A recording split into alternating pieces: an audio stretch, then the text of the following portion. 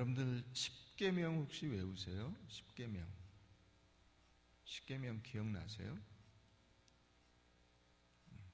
1, 2, 3, 4, 5, 6, 7, 8, 9, 10은 생각이 나는데 십계명은 생각이 안 나시죠? 한번 운을 띄워보세요. 1 해. 1. 일단 나 외에 다른 신을 두지 말라. 2 해야지. 개떡같이 얘기해도 찰떡같이 알아들어야지. 자, 1 하라 그랬잖아요. 1. 그죠? 네. 자, 그 다음은 뭐예요? 이상한 우상을 섬기지 말라.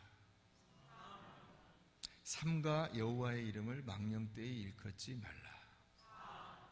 사업장을 열지 말고 안식일을 지켜라. 오직 내 부모를 공경하라.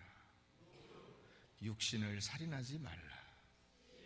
칠보단장한 여인과 간음하지 말라. 팔로 도둑질하지 말라. 구차하게 거짓말하지 말라. 십자가를 붙들고 남의 것을 탐내지 말라. 이게 십계명. 많은 분들이 이 십계명을 오해하거나 소홀히 생각하는 경우가 많이 있습니다. 실제로 우리가 흔히 말하는 그 주기도문이나 혹은 사도신경은 늘 외우고 또 서로 그것을 들을 기회가 많이 있지만 십계명을 들을 기회가 별로 없는 것도 사실이고요. 그러다 보니까 십계명이 점차 우리의 관심에서 사라져버린, 저 어딘가에 있어요. 성경에는 성경 말씀, 찬송가 다 지나고 뒤에 색인도 지나고 끝에 그 성경을 덮기 직전에 곡이 딱 껴있어요. 십계명이.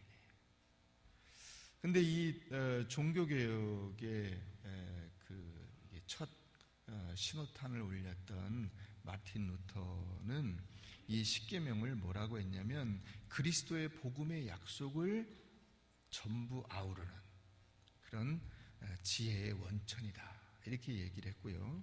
십계명을 온전히 아는 사람은 성경 전체를 아는 사람이다, 이렇게 얘기를 했습니다. 또 그 뒤를 이은 칼빈이라고 하는 분은 구원받은 신자가 구속의 은혜에 감사하면서 의로운 삶을 살겠다는 표시로 십계명을 지키는 것이다, 이렇게 이야기를 하고, 실제로 마틴 루터나 또 이 존 칼빈은 예배 때 이 십계명을 외우고 또 이 십계명을 노래로 해서 노래로 불렀습니다. 근데 이제 우리나라에서 초기에는 예배를 드릴 때 예배 중간에 십계명을 낭독하는 시간이 있었는데 그게 어느 때부터인가 없어져 버렸어요. 우리나라 예배에서. 여러분들은 이제 아예 관심이 없으시죠? 십계명을 꼭 외워야 되는 것도 아니고, 십계명 예를 들어서 직접적으로 칠보단장한 여인과 간음하지 말라 그랬는데 우리나라에서는 간통죄도 없어져 버렸어요. 그러니까 이게 죄가 되나 이렇게 생각을 할 수가 있어요. 앞에 여러분 나오는 그 모든 것이 사회법적으로 보면은 사실 죄가 될 만한 것은 살인하지 말라, 도둑질하지 말라, 거짓말하지 말라. 거짓말은 위증이니까 위증죄 정도, 이 정도지 이렇게 사실 법적으로 걸릴 만한 것이 거의 없습니다. 한 신학자는 그래서 분석하기를 마음의 그 상처를 죄보다 더 중시하고 권위보다는 평등에 대한 열망이 더 큰 이 신세대 크리스천들에게 이 뭔가를 해라 하지 말라 하는 이것은 과거의 그 권위주의, 가부장적 사회 체계에서 나온 것으로 생각을 하기 때문에 부정적으로 생각하는 것 같다, 이런 분석을 하기도 했어요. 실제로 많은 사람들이 매인인 것을 싫어합니다. 해라 하지 말라 이런 얘기 듣는 것 자체를 싫어해요. 신앙생활은 내 인생의 가장 중요한 파트다, 이렇게 생각하는 것이 아니라 취미생활로 신앙생활을 하는 거예요. 많은 사람들이. 죄라는 말은 듣기 거북합니다. 그래서 그것을 뭐라고 얘기하냐면 병이라고 얘기해요. 혹은 정신적 현상으로 그냥 두루뭉실하게 넘겨버리는 것이죠. 많은 사람들이 있는데 이 하나님에 대해서 이야기하는 것은 예의가 아니라고 생각을 하는 세속주의, 또 절대적인 것은 없다고 생각하는 상대주의, 좀 유식한 용어를 쓰면 포스트 모더니즘이라고 이야기하죠.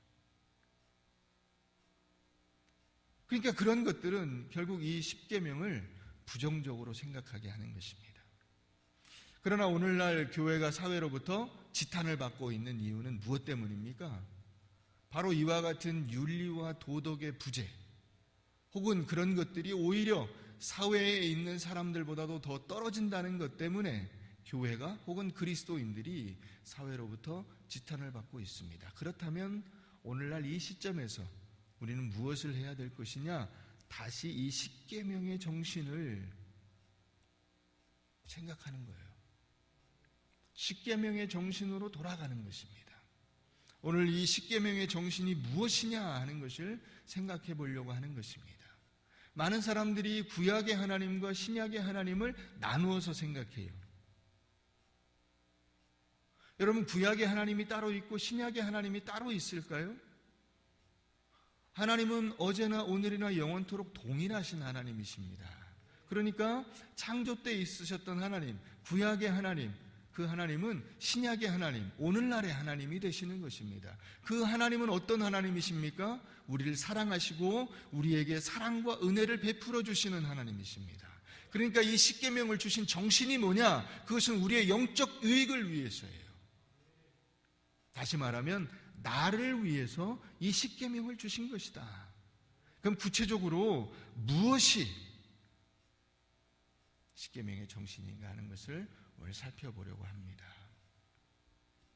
이스라엘 백성들이 지금 이 출애굽기 24장의 시점은 어디냐면 이제 애굽에서 나와서 가나안 땅을 향해서 가는 도중 이 광야를 지나고 있습니다. 그러면 이 앞으로 남아있는 광야길과 그 가나안 땅에 들어가서의 삶의 원리와 기준이 무엇이냐 하는 것을 하나님께서 가르쳐 주시는 거예요. 그것은 오늘날 우리들도 똑같습니다. 우리들도 죄로부터 우리가 그 자유를 얻어서 그 영원한 하나님의 나라를 향해서 가고 있는데 그 남은 인생과 그리고 그 나라에 들어가서의 하나님의 정신, 하나님의 그 뜻, 계획, 섭리, 그것이 무엇인가 하는 것을 우리가 바르게 깨달아야 하는 것입니다. 먼저 첫째로 하나님은 광야길에서 우리에게 삶의 기준이 무엇인가 하는 것을 알려주셨습니다. 12절 말씀 한번 볼까요? 여호와께서 모세에게 이르시되 너는 산에 올라가 내게로 와서 거기 있으라. 내가 그들을 가르치도록 내가 율법과 계명을 친히 기록한 돌판을 내게 주리라 그랬어요.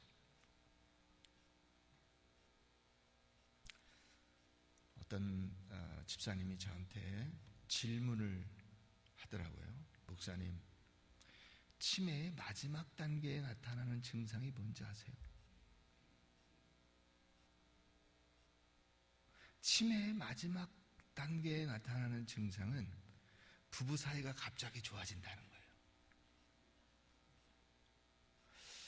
제가 이해가 안 되더라고요. 이게 왜 치매의 마지막 단계에 부부 관계가 좋아지냐? 그랬더니 자기 부인이 새 여자인 줄 알고 자기 남편이 새 남자인 줄 알고 갑자기 사이가 좋아진대. 문제는 뭐냐면 망각에 있어요. 망각. 우리가 잊어버린다는 것이 굉장히 무서운 현상입니다. 여러분들이 두려워하시는 것이 그것이죠. 우리가 치매에 대해서 가장 두려워하는 것은 망각이에요. 근데 그런 일이 치매 환자에게만 일어나느냐? 아니에요. 최근에 그 유명한 프로야구 선수 강정호가 법원 2심에서 두 번째 판결에서도 유죄 판결을 받고 징역형을 받았습니다. 물론 집행유예라서 감옥에 들어가진 않지만 징역형을 받아서 미국 비자를 역시 못 받게 됐어요. 강정호가 음주운전으로 벌금형을 이미 2번을 받았는데 지금 3번째 음주운전 사고를 내서 재판을 받게 된 거예요. 여러분, 음주운전으로 벌금형을 2번을 받았다는 얘기는 걸리지 않은 음주운전은 수십 번, 수백 번이 될지도 모릅니다.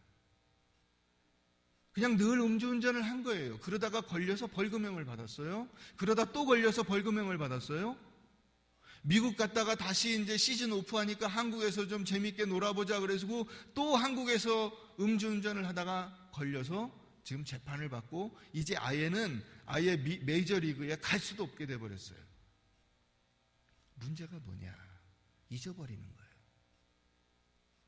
거예요. 여러분들이 여러분들의 인생에 수업료를 내고 어려움을 겪고 내가 다음부터는 말씀을 따라 살리라, 내가 하나님을 의지하고 살리라, 하나님의 뜻대로 순종하리라, 주님만 바라보고 나아가리라 그랬는데 어느 순간에 잊어버렸어요. 생각이 안 나.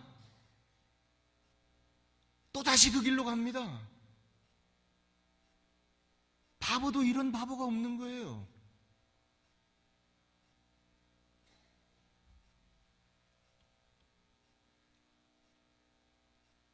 수업료가 아무 의미가 없는 거예요.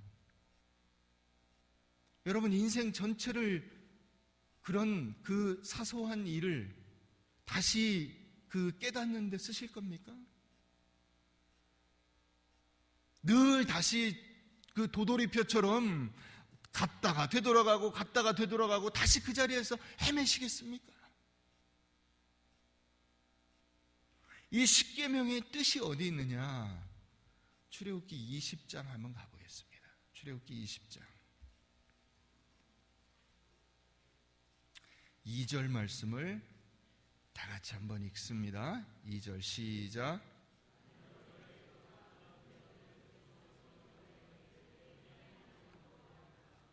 하나님께서 이 모든 말씀으로 말씀하여 이르시되 나는 너를 애굽 땅 종되었던 집에서 인도하여 낸 내 하나님 여호와니라 하면서 1계명부터 들어갑니다. 너는 나 외에는 쫙. 이 2절 말씀이 10계명을 주신 하나님의 뜻이요, 하나님의 은혜요, 우리가 기억해야 될 핵심적인 내용을 담고 있어요.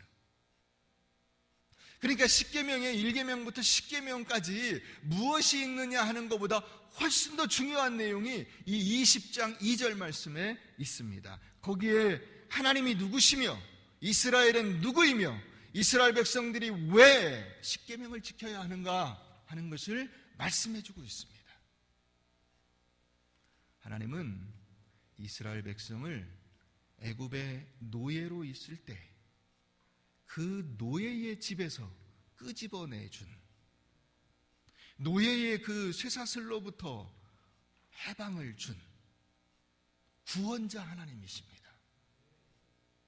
그래서 그들이 애굽 사람들의 노예로 애굽 사람을 주인으로 섬겼는데 이제 하나님은 그들을 자유롭게 해주시고 하나님께서 주인 대접을 받기를 원하시는 거예요.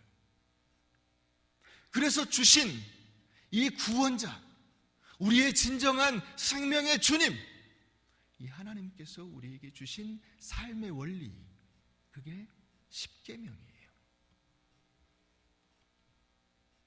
이 당시에 일반적으로 신들은 누구에게 예배를 받느냐 그러면 왕, 귀족, 사회의 높은 사람들, 있는 사람들, 소위 말해서 무언가 부족함이 없는 사람들로부터 예배를 받았어요. 그 사람들의 경배를 받았습니다. 노예들은, 일반 평민들은 아예 이 신의 영역 속에 들어올 수가 없는 하찮은 존재들이었어요. 근데 하나님은 지금 뭐라고 하시냐면 내가 너희를 노예되었을 때 너희를 내 백성으로 삼고 내가 너희의 주인이 됐다 라고 말씀하시는 거예요. 십계명은 하나님께서 출애굽의 구속사를 통해서 베푸신 예방의 은혜, 자유의 은총에 보답하는 보은의 규정입니다. 하나님의 은혜에 대한 나의 보답이에요. 여러분들이 부모님 은혜에 감사한다 하면서 그나마 그래도 5월 8일 날 가서 어머니 고맙습니다, 아버지 고맙습니다 인사하는 것처럼 그 하나님의 은혜를 말로 다 할 수가 없지만 적어도 그렇다면 너희가 이런 규정들을 생각해라.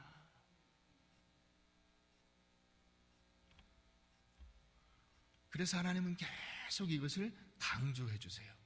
잊어버리지 마라. 이거 잊어버리면 안 된다. 신명기 6장 한번 가보세요. 신명기 6장. 신명기 6장 말씀 한번 찾아가 보겠습니다.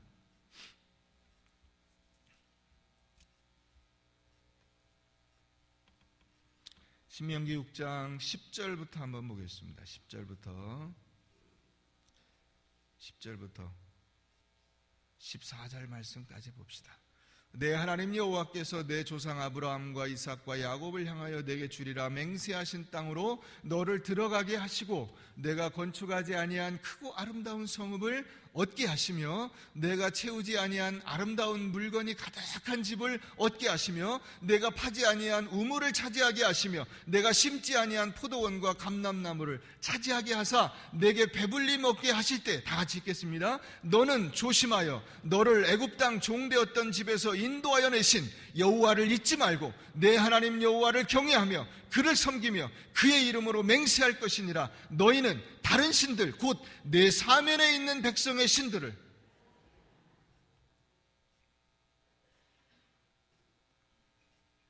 구약의 곳곳에서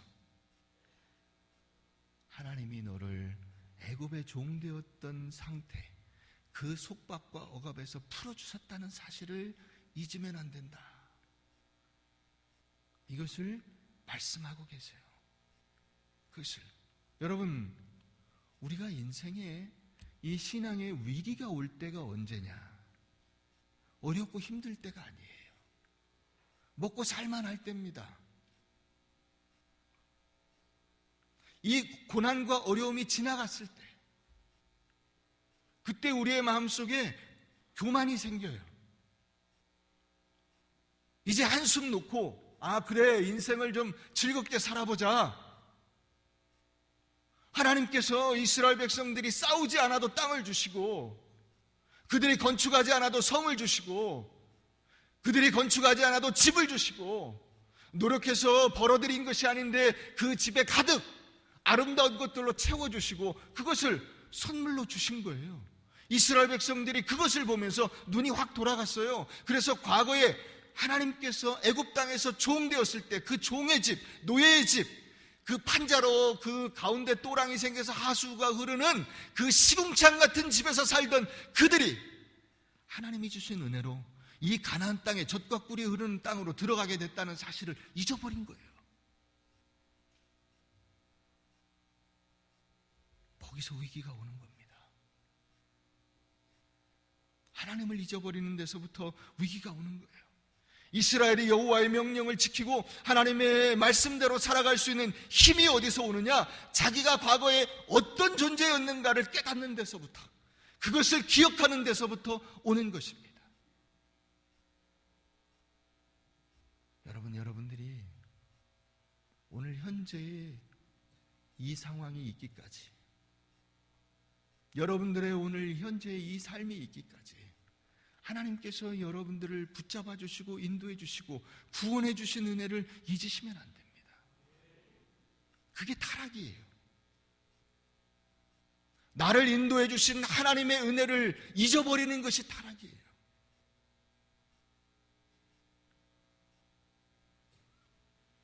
그래서 우리가 힘들고 어려울 때, 죽을 수밖에 없을 때 날 구해주시고 살려주시고 나를 사람 만들어주신 그 하나님의 은혜 가운데 거하는 것, 그것이 은혜입니다. 그것이 믿음이에요. 중국의 후한 때에 광무제라고 하는 왕이 있었습니다. 이 광무라고 하는 왕에게 송홍이라고 하는 신하가 있었어요. 이 신하가 왕의 총애를 받았어요. 보면 볼수록 사람이 괜찮아요. 아는 것도 많고 인품도 좋고 아주 너무 좋아. 그래서 이 광무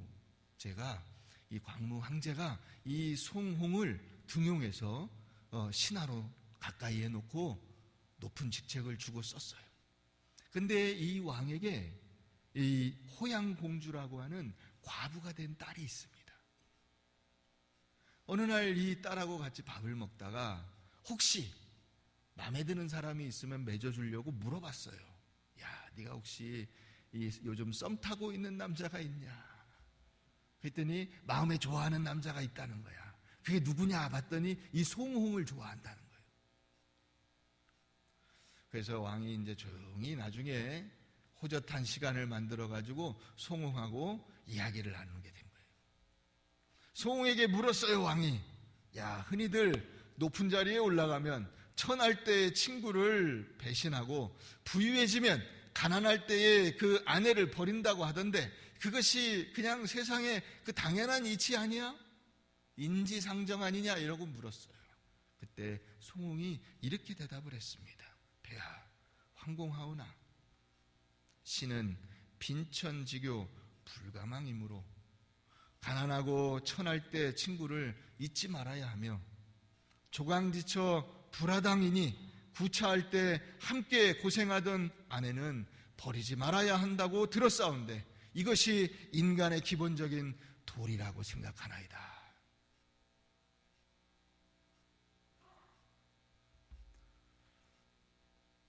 알겠습니다. 그러면 자기 딸하고 맺어주려고 한 거예요. 왕이 이런 얘기를 하면 뭔가 뜻이 있구나 생각하고 신하가 예, 폐하, 저도 그렇게 생각합니다. 동감입니다. 이렇게 말할 줄 알았는데 아닙니다. 저는 가난하고 어려울 때 저를 지켜줬던 그 친구들을 잊을 수 없고 힘들고 고통스러운 그 상황 가운데서 나를 뒷바라지 해준 제 아내를 버릴 수 없습니다. 라고 딱 얘기를 한 거예요. 이 광무제와 호양공주는 아쉬웠지만 그 이후로 이 송홍을 더 존경하고 아끼게 되었다고 하는 것입니다. 여러분, 그러나 이스라엘은 가나안 땅에 들어온 이후에 하나님을 잊어버렸어요. 조강지 신을 잊어버렸어요. 자기들이 그 애굽에서 종되었던 그곳에서 사람 대접을 못 받고 노예로 짐승으로 채찍질을 맞고 늘 고통 가운데 있을 때 자기를 구해주신 그 하나님을 잊어버렸어요. 그래서 어떻게 되었느냐? 그들이 나라를 잃고 다시 종이 되어버렸습니다.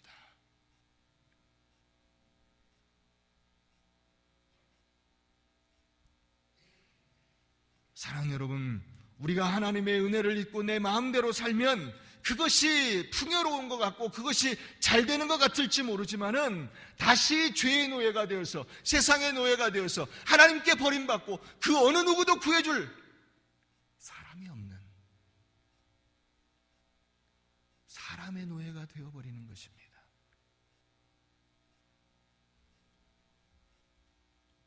그러므로 하나님께서 애굽 땅에서 노예였던 이스라엘 백성들을 해방시키고 약속의 땅을 선물로 주셨기 때문에 이스라엘 백성들이 어떻게 살아야 하느냐? 오직 여호와만 섬기고 영원토록 그분을 경배하며 살아야 한다는 사실을 이 출애굽기 20장 2절 말씀이 가르쳐주고 있는 거예요.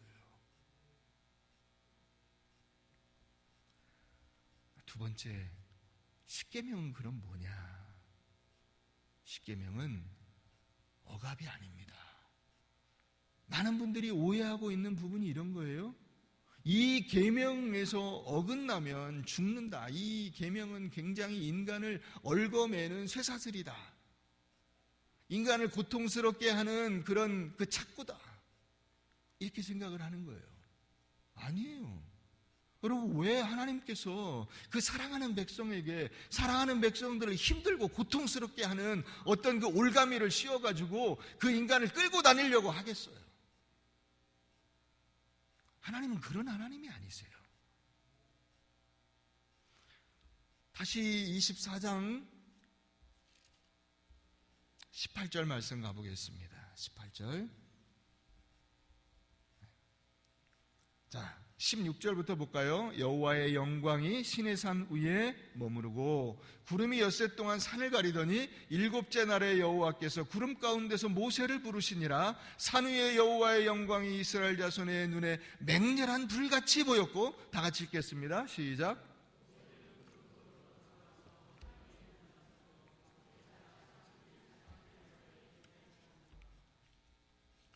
모세가 하나님의 영광 가운데 시내산 꼭대기에 올라갔어요. 부름받아서. 그곳에서 뭐 했느냐? 40일 동안 먹을 필요도 없고 잠잘 필요도 없고, 다시 말하면 모든 육신적인 굴레에서 벗어나서 하나님과 참된 자유의 교제를 나누게 된 거예요. 졸립지도 않고 피곤하지도 않고 즐겁고 감사, 하나님과 대화를 나누는 시간이 정말로 그 사랑의 미러를 나누는 시간과 같은 그 설레임과 기쁨과 감사 가운데 40일을 보낸 거예요. 십계명은 그 끝에 하나님이 직접 새겨서 모세에게 주신 기념품이에요. 이 십계명을 인간이 자꾸만 그것 자체에다가 초점을 맞추니까 그게 올가미가 되고 그것이 함정이 되고 거기에 빠져서 헤어나오지 못하는 거예요. 여러분들이 가족 혹은 부부라고 하는 것을 어디서 법적으로 볼 수 있냐면 주민등록 등본, 거기서 볼 수 있어요. 여러분, 그러나 생각해 보세요.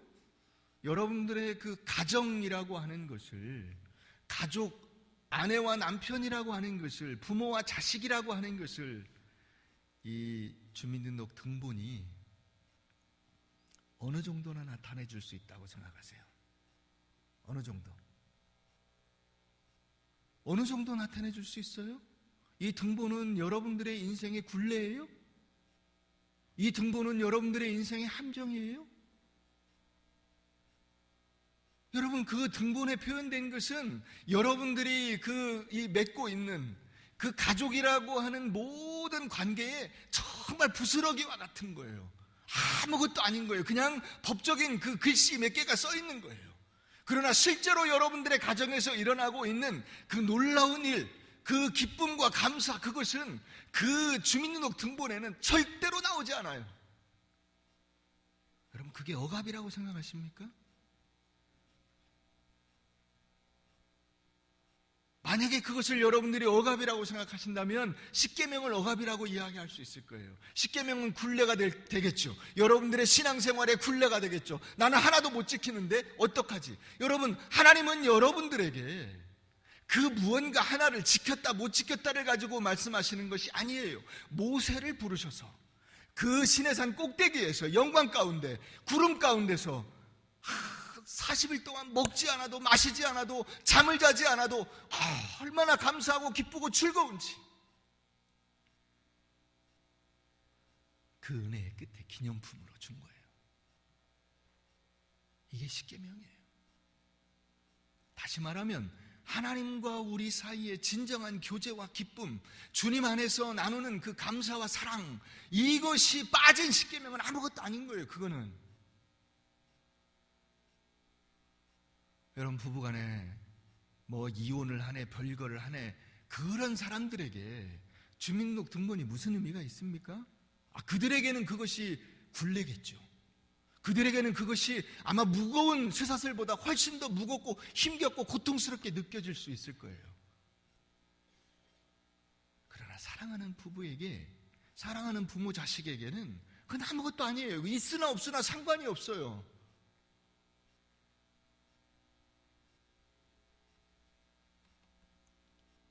여러분, 십계명은 인간을 억압하고 구속하는 율법이 아니라 오히려 그 백성을 종되었던 땅 애굽으로부터 해방시킨 하나님께서 이스라엘 백성들에게 보다 궁극적으로 절대적으로 주신 자유의 계명이에요. 자유. 나를 살려주신 하나님께서 내게 자유롭고 풍요롭게 살아라 하신 거예요.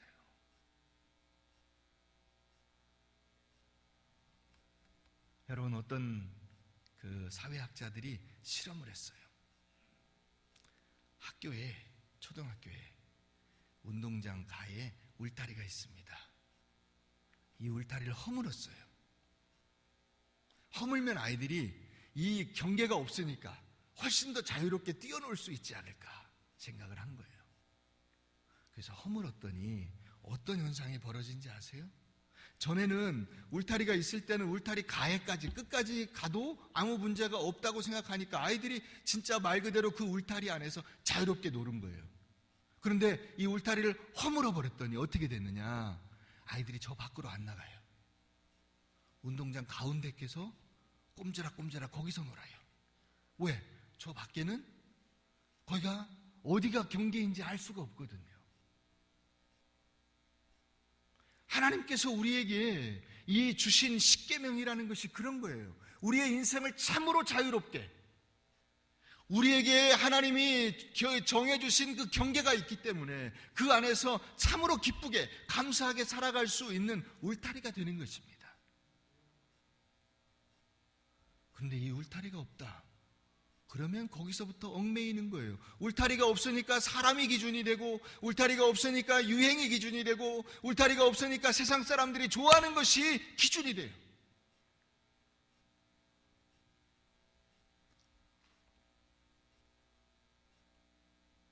우리가 하나님과 함께 있을 때 하나님의 백성, 하나님의 자녀, 능력의 종으로, 믿음의 사람으로 살아갈 수 있게 되는 것입니다. 이것이 인간을 인간답게 만들고 사람을 사람답게 만드는 자유로움이에요.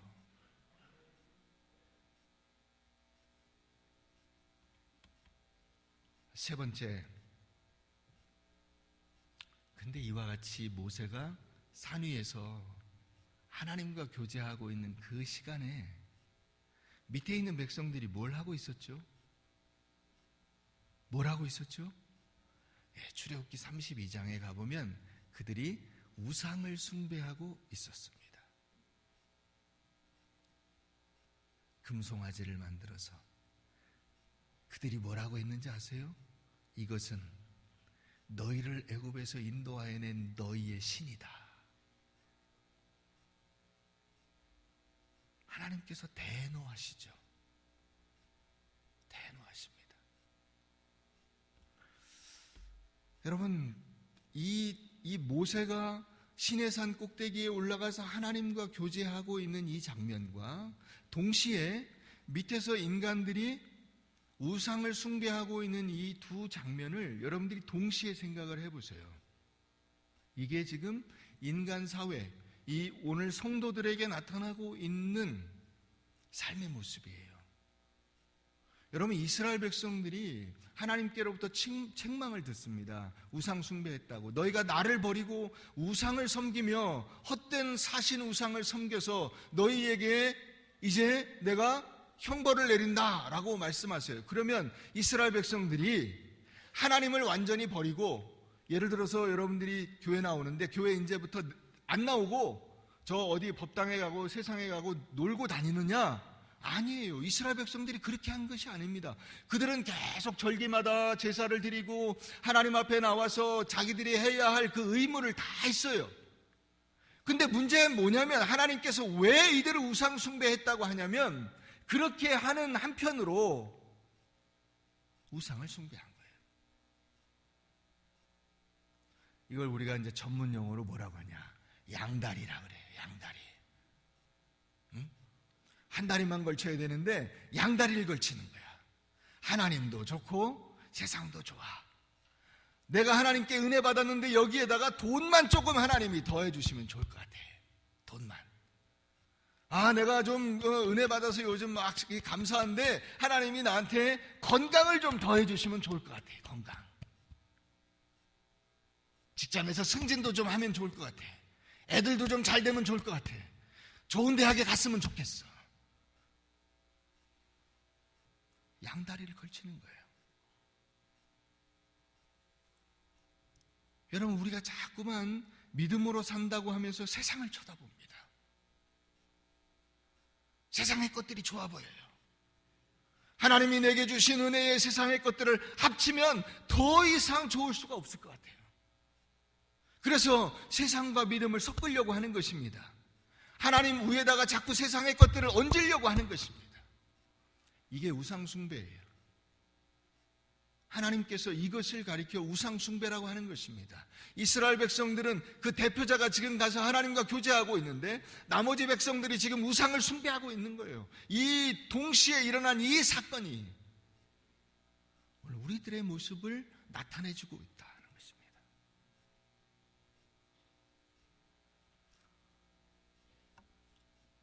그러므로 십계명은 1계명에서 뭘 가르쳐 줍니까? 일단 나 외에 다른 신이 없어야 된다는 거예요. 왜 다른 신이 없어야 된다고? 내게 두지 말라라고 말씀하신 이유는 왜 그럴까요? 다른 신은 없기 때문이에요. 실제로 다른 신은 없어요. 하나님 이외에 다른 신은 없어요. 오직 하나님밖에 없는 줄 믿으시기 바랍니다. 그런데 우리가 거기에다가 자꾸만 다른 신을 얹으려고 하니까 이것이 문제가 되는 거예요.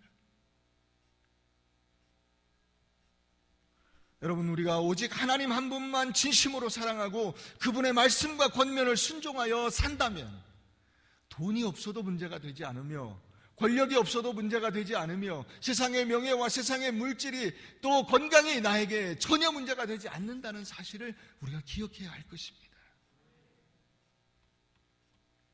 세 번째, 네 번째, 그래서 우리는 어떻게 살아야 할 것이냐.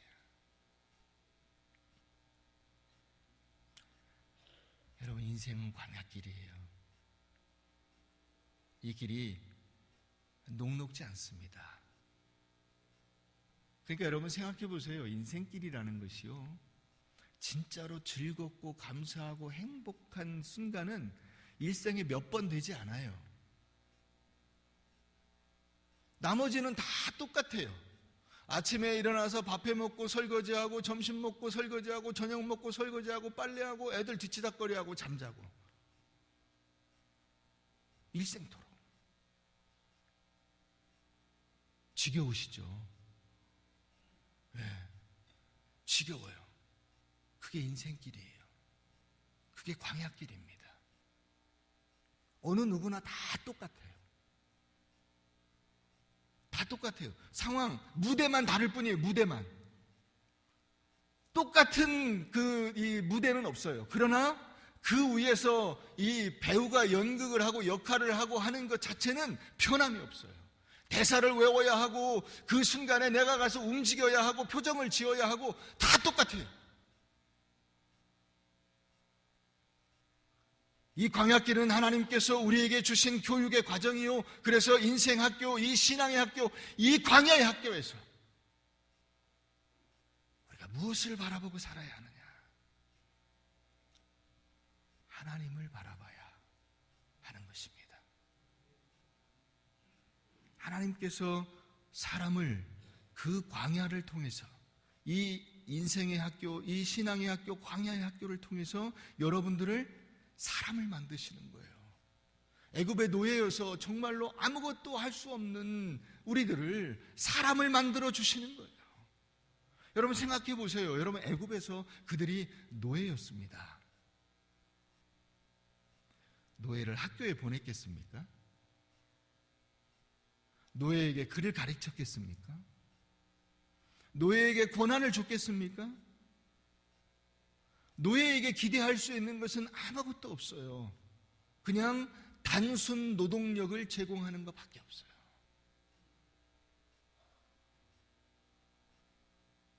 여러분, 우리가 인생에 희망을 가져야 된다. 희망도요, 뭔가 좀 있어야 희망을 갖게 됩니다.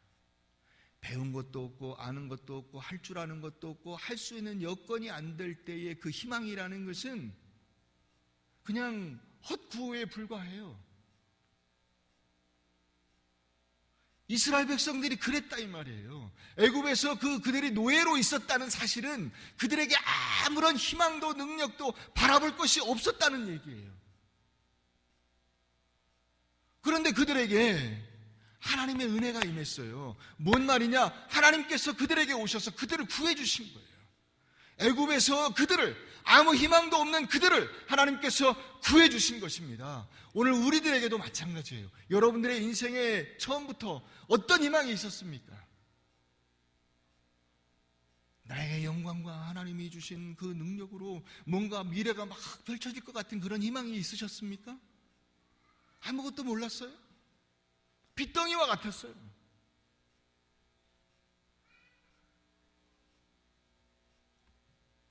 그러나 실패는 뭐냐? 실패는 하나님이 없는 것이 실패예요. 내 인생에 하나님이 없는 것이 실패입니다. 그러나 내가 실패와 같은 인생을 산다 할지라도 하나님이 계시면 절대로 실패가 아닙니다. 그건 성공이에요.